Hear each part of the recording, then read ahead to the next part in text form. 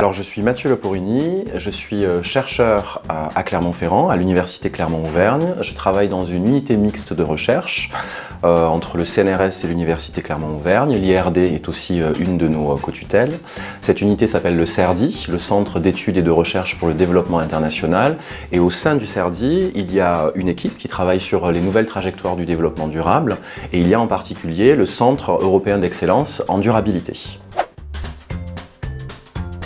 Alors moi je travaille sur les sujets de recherche qui sont autour des principes de circularité avec toutes les approches holistiques, c'est-à-dire globales, qu'il peut y avoir autour de la circularité.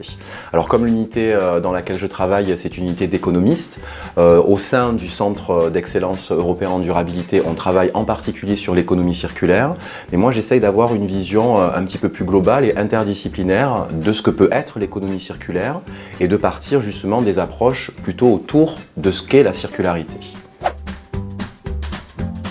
Alors, l'idée pour moi, c'est d'essayer de comprendre comment fonctionnent les systèmes quels qu'ils soient. Alors, c'est vrai que l'approche première est celle de la durabilité, celle de la protection de l'environnement, de nos sociétés au sens large du terme, que ce soit social, environnemental ou aussi économique.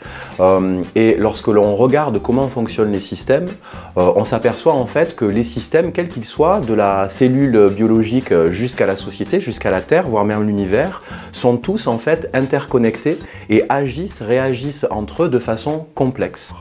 Donc la théorie de la complexité et les approches systémiques permettent d'essayer de comprendre sans être déterministe absolu, c'est-à-dire sans se dire je vais absolument trouver une solution et la solution sera unique et figée, d'essayer de comprendre quelles sont les dynamiques dans les systèmes. Par exemple, on peut prendre le système d'une ville.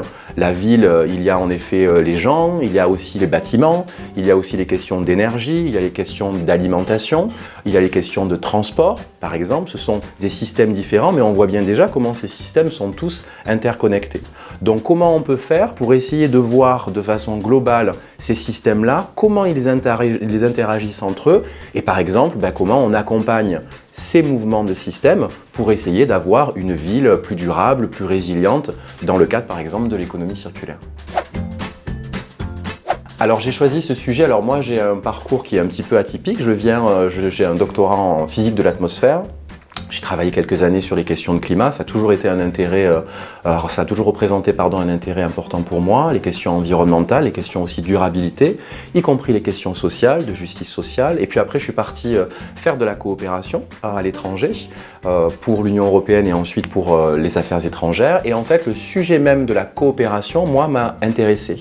Parce qu'au travers de la coopération, j'ai retrouvé aussi des questions de circularité. Comment, à un moment donné, s'engage le dialogue? Comment on se nourrit l'un de l'autre et comment on arrive, par justement la complexité des systèmes et de la rencontre, à créer de la connaissance et de la résilience.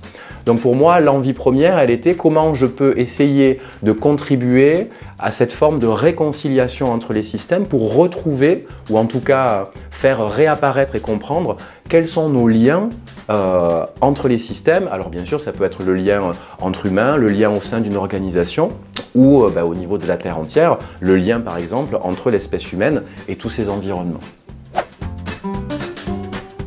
Alors j'ai un lien particulier avec la Finlande parce que j'y ai travaillé pendant 3 ans, donc j'ai ce lien-là et j'ai beaucoup travaillé lorsque j'étais là aussi, notamment sur les questions environnementales, parce que la Finlande est, je trouve, assez en avance, assez avant-gardiste, on va dire, sur ces sujets-là.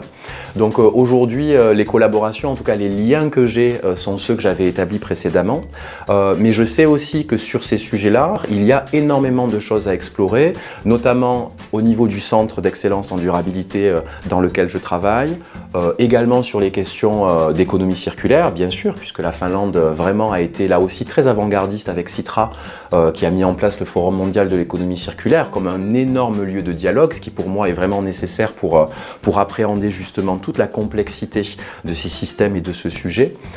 Et puis aussi sur les sciences de la durabilité. Les sciences de la durabilité aujourd'hui en France, alors beaucoup de personnes en font sans le savoir quelque part, ça devient depuis quelques années bien sûr maintenant un sujet qui est important, mais en Amérique du Nord ou dans les pays nordiques, et notamment en Finlande, c'est un sujet qui est déjà là et installé depuis longtemps.